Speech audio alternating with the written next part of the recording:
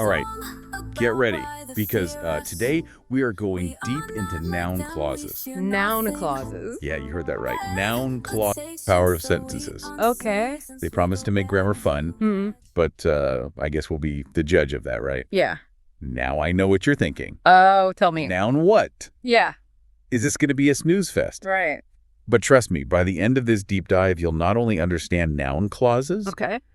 but you'll also be able to wield their power in your own writing and speaking. That's the goal. Noun clauses may sound a bit intimidating, but they're actually incredibly useful tools for expressing complex thoughts in a clear and engaging way.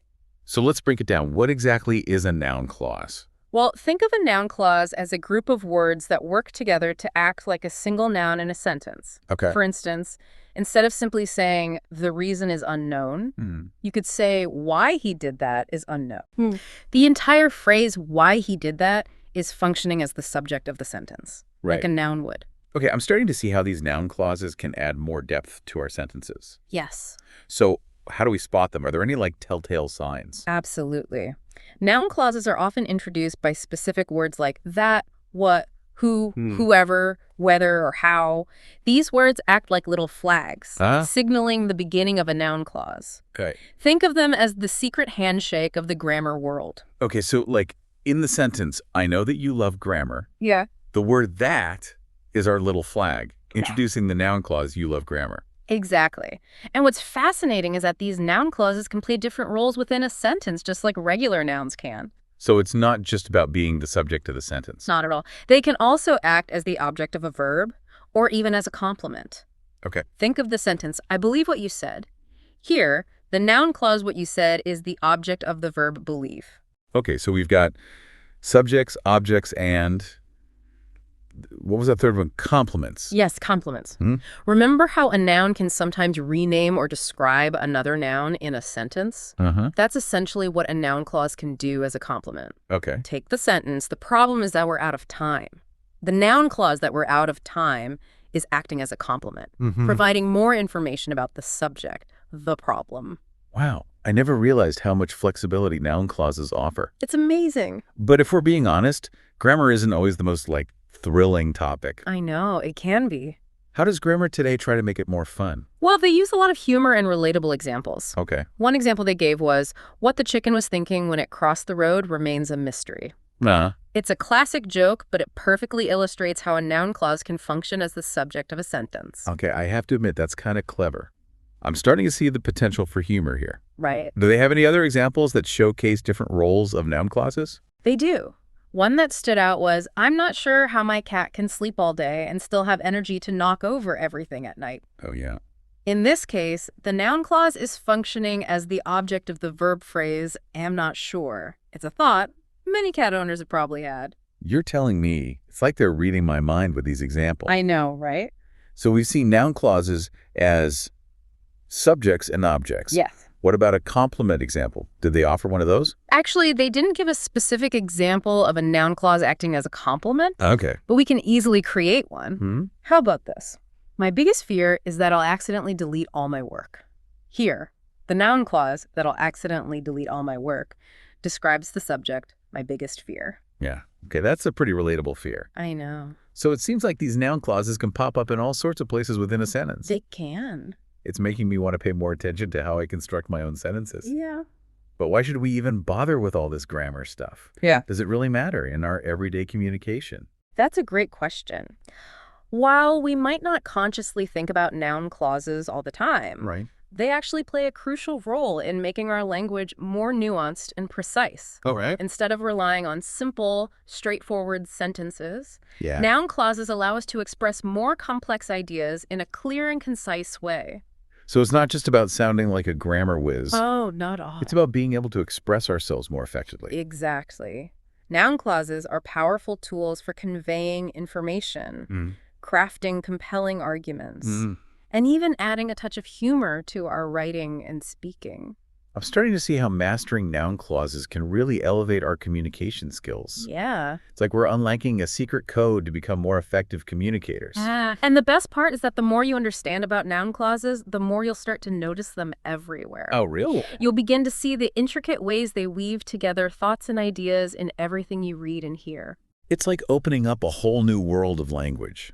I'm already feeling more aware of the structure of sentences and how these noun clauses fit into the bigger picture. That's the beauty of diving deep into grammar. It enhances not only our own writing and speaking, but also our ability to appreciate the nuances of language in general. I'm definitely feeling more inspired to pay attention to the subtle ways language works. Good. But let's get back to those fun examples for a moment. Sure.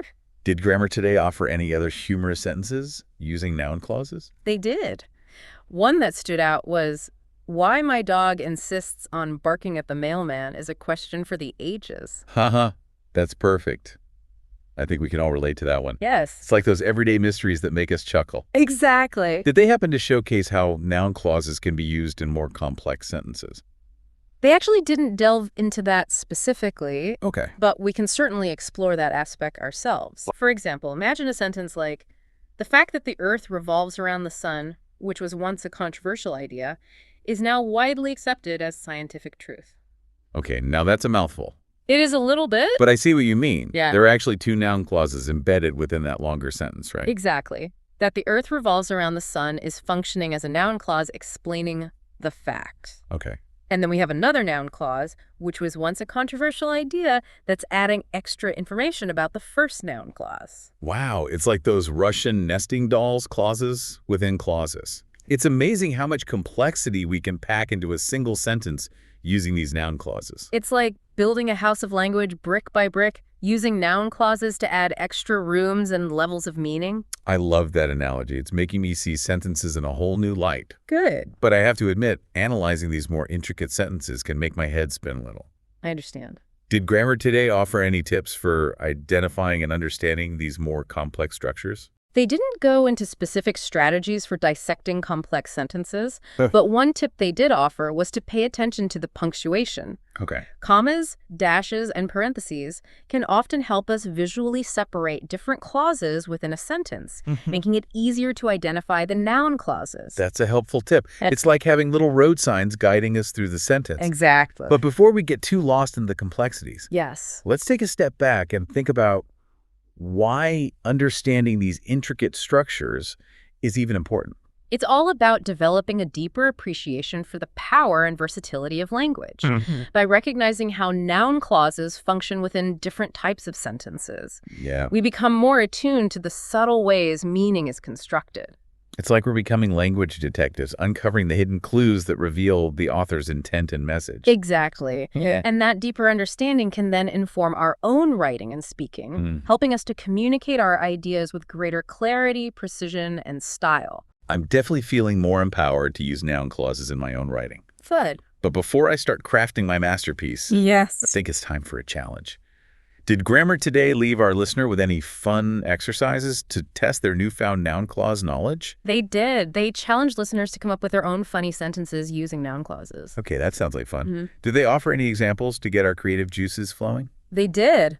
One example was, "I still don't understand why my socks always disappear." Oh, the age-old mystery of the missing sock. Yeah. That's one noun clause I think we can all relate to. What other gems did they come up with? They also suggested, "How I ended up with 3 cups of coffee will always be a mystery." Now that one hits close to home. It's like those mornings when you suddenly realize you've become a caffeine machine without even realizing it. Noun clauses, they're everywhere. But I have to admit, coming up with my own funny sentences feels a little daunting.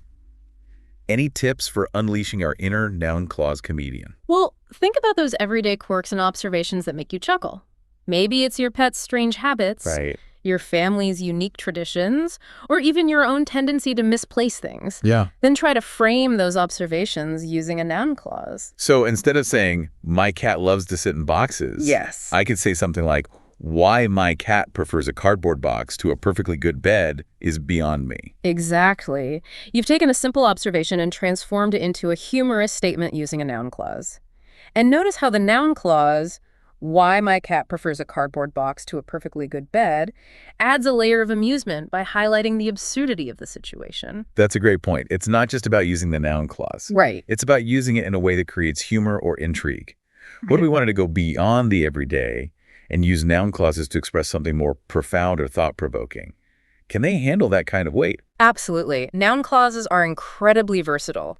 They can be used to express a wide range of ideas, from the lighthearted to the deeply philosophical. Think of a sentence like, "The question of whether we are alone in the universe has fascinated humanity for centuries." The noun clause, "whether we are alone in the universe," introduces a profound and enduring question that has captivated thinkers throughout history. Wow, you're right. That noun clause takes the sentence to a whole new level. Yeah. It's not just a statement, it's an invitation to contemplate one of life's biggest mysteries. I'm starting to see how mastering noun clauses can help us craft more impactful and memorable sentences, Yeah. whether we're writing an email, a blog post, or even a novel. And remember, it's not just about writing. Noun clauses are equally powerful in spoken communication. Okay. They allow us to express ourselves with greater clarity and precision in everyday conversations, presentations, and even debates. So the next time I'm trying to win an argument, I should just whip out a well-placed noun clause. Well, a strategically placed noun clause can certainly help you make your point more effectively. But remember, effective communication is about more than just grammar. It's about using language in a way that connects with your audience, conveys your message clearly, and achieves your desired outcome. That's a good point. It's like having a toolbox full of shiny new tools. You need to know how to use them properly to build something truly impressive. Speaking of building, did Grammar Today offer any tips for constructing more complex sentences using noun clauses? We've seen some examples, but I'd love to hear their expert advice. One suggestion they made was to use noun clauses to create a sense of anticipation or suspense within a sentence.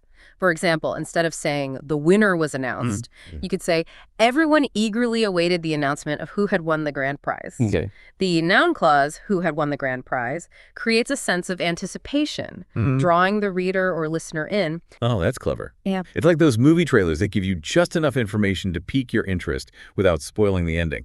I'm starting to see how noun clauses can be used for more than just conveying information. Right. They can actually shape the emotional impact of a sentence. Exactly. They can add layers of meaning, create intrigue, and even evoke a sense of wonder or mystery. Think of a sentence like, "The ancient scrolls revealed secrets of a lost civilization that had long been forgotten."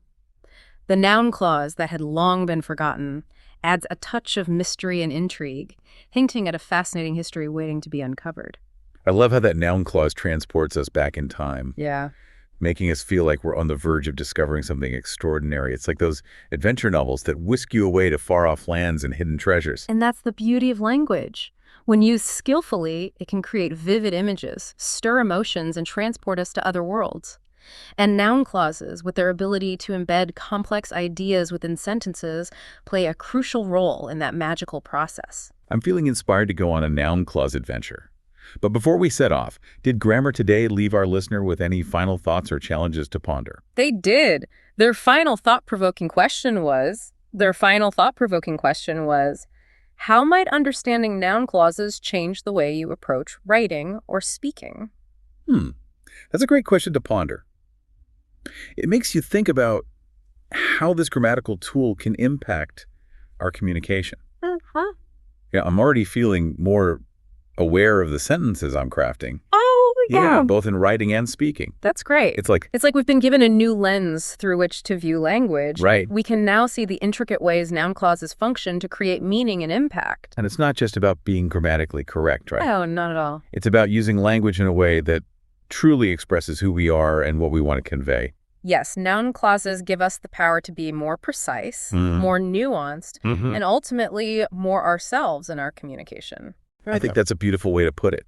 It's like we're unlocking a hidden potential within ourselves to communicate more authentically and effectively. And remember, this is just the beginning of our noun clause journey. Right. The more we explore and experiment with this versatile tool, the more we'll discover its endless possibilities.